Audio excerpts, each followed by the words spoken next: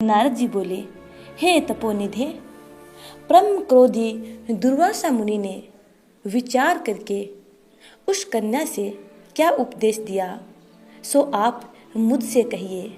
सूत जी बोले, हे द्विजो, नारद का वचन सुनकर समस्त प्राणियों का हित कर दुर्वासा का गुह्य वचन बद्री नारायण बोले। श्री नारायण बोले, हे नारद, मेधावी ऋषि की कन्या के दुख को दूर करने के लिए दुर्वासा ऋषि ने जो कहा वह सुनो। दुर्वासा ऋषि बोले, हे सुंदरी, गुप्त से भी गुप्त उपाय मैं तुझसे कहता हूँ।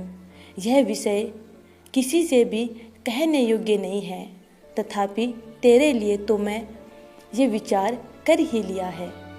मैं विस्तार पूर्वक न कहकर तुझसे संक्षेप में कहता हूँ।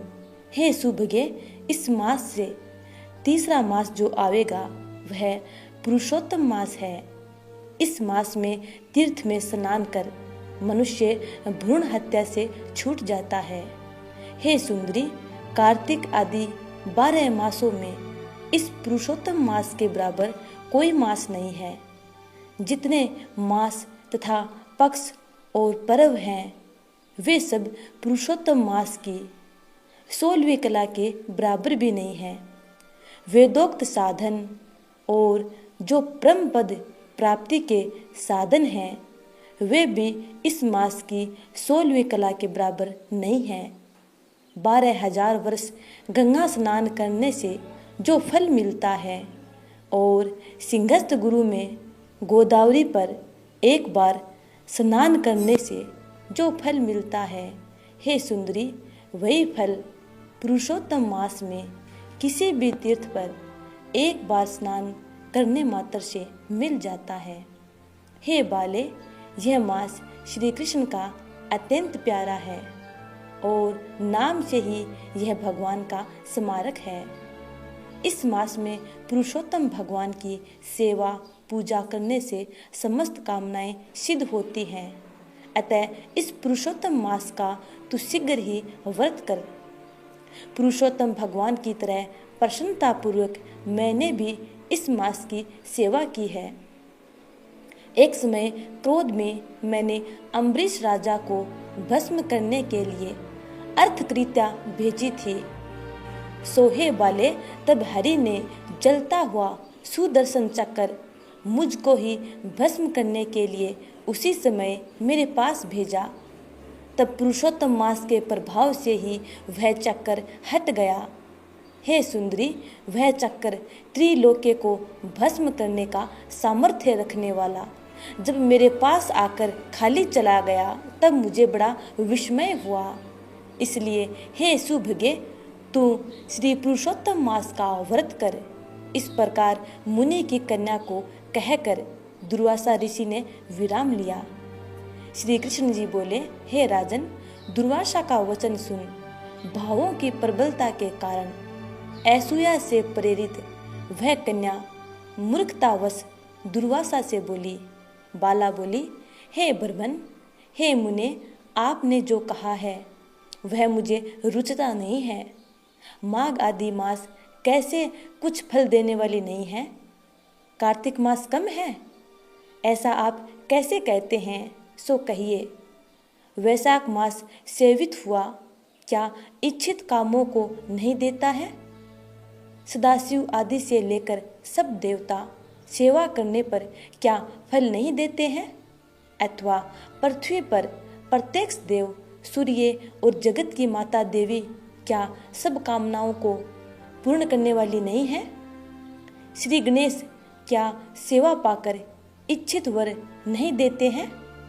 वेदीपात आदि योगों को और सर्व आदि देवताओं को भी सबको उल्लंघन करके पुरुषोत्तम मास की प्रशंसा करते क्या आपको लज्जा नहीं आती है?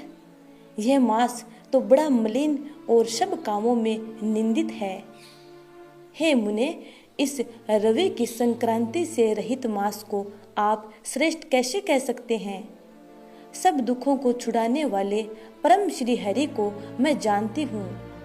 हे देव, दिन रात श्री हरि का चिंतन करती मैं जानकी पति श्री राम और पार्वती पति भगवान शंकर के सिवाय और किसी को नहीं देखती हूँ। हे विपेंद्र, अन्य कोई भी देवता ऐसा नहीं है जो मेरे इस दुख को दूर करे। अतः हे मुने, इन सब फलदाताओं को छोड़कर कैसे इस मल मास की स्तुति आप कर रहे हो। इस प्रकार ब्राह्मण कन्या का कहा हुआ सुनकर दुर्वासा मुनि शरीर से एकदम जाज्वल्यमान हो गए और नेत्र क्रोध से लाल हो गए। इस प्रकार क्रोध आने पर भी कृपा करके मित्र की कन्या को श्राप नहीं दिया और सोचने लगे कि यह मूर्खा है, हित अहित को नहीं जानती है, अभी बुद्धि इसकी पूर्ण नहीं है। पुरुषोत्तम मास के महात्म्य का विद्वानों को भी पता नहीं है, तो थोड़ी बुद्धि वाले पुरुष और विशेष करके कुमारियों को तो पता हो ही कैसे सकता है। यह कुमारी कन्या माता पिता से रहित दुखाग्नि से जली हुई है, अतः अति उग्र मेरे श्राप को कैसे सहन कर सकती है। इस प्रकार सोचकर कृपा से मन में उठे क्रोध को शांत किया और स्वस्थ होकर दुर्वासा मुनि उस अति विह्वल कन्या से बोले। दुर्वासा बोले, हे मित्र पुत्री, तेरे ऊपर मेरा कुछ भी क्रोध नहीं है। हे निर्भाग्य, जो तेरे मन में आवे वैसा ही कर। हे बाले, और कुछ भविष्य कहता हूँ सुन। पुरुषोत्तम मास का जो तूने अनादर किया है उसका फल तुझे अवश्य मिलेगा, इस जन्म में मिले अथवा दूसरे जन्म में मिले। अब मैं नर नारायण के आश्रम में जाऊंगा। तेरा पिता मेरा मित्र था, इसलिए मैंने श्राप नहीं दिया है।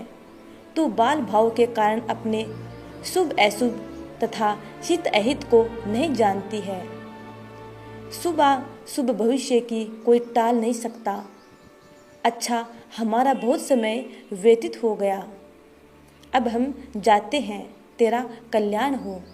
श्री कृष्ण बोले। ऐसा कहकर महाक्रोधी दुर्वासा मुनि शीघ्र चले गए। दुर्वासा ऋषि के जाते ही पुरुषोत्तम की उपेक्षा करने के कारण कन्या निष्प्रभा हो गई।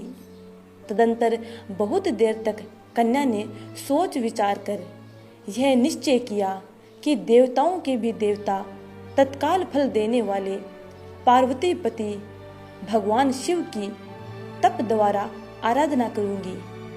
हे नृप, मेधावी ऋषि की कन्या ने मन से इस प्रकार निश्चय करके अपने आश्रम में ही रहकर भगवान शंकर के कठिन तप करने को तत्पर हो गई।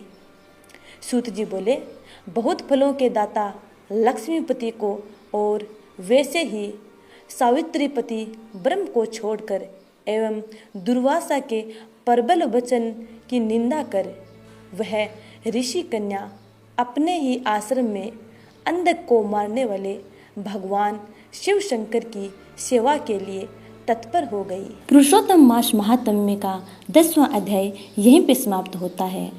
अब ऋषि मेधावी की कन्या किस प्रकार का तप करती है और क्या वरदान मांगती है, उस कथा के बारे में हम 11वें अध्याय में जानेंगे।